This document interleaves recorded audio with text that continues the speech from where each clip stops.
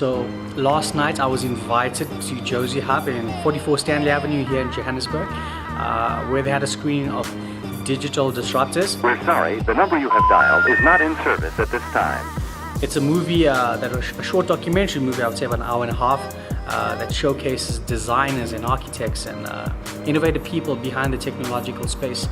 And there's so many key points that were shared and addressed, like the simple things that we live in a world where we become so conformed to taking longer travels and doing things a certain way, even though it frustrates us to realize that we need to redesign the aspects of all living in life. That's why we have Uber, Airbnb, and all these new innovations that are popping up.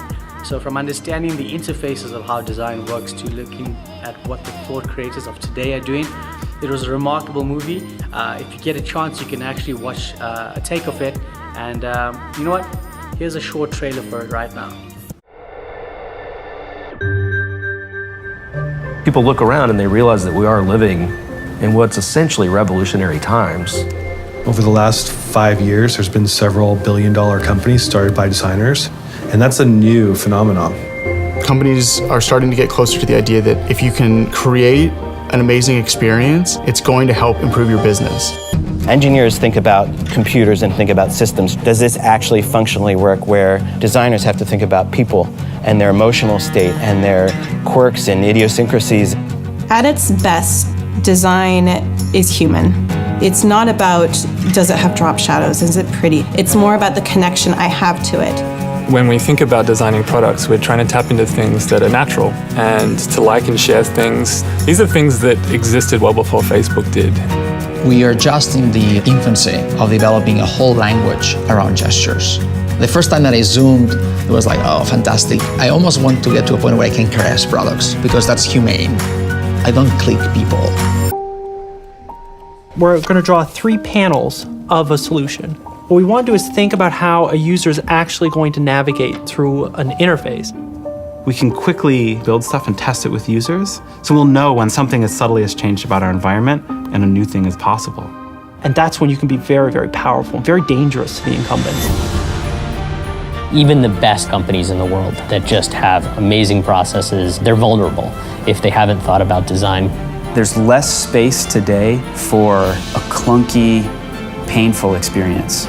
People have choice now. If they open it up and in a few seconds they don't immediately understand the value, they're done. I think at the end of the day, what we really want to know is how big of a human problem are we solving?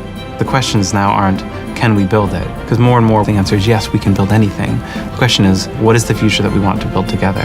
For me, that's the power of design.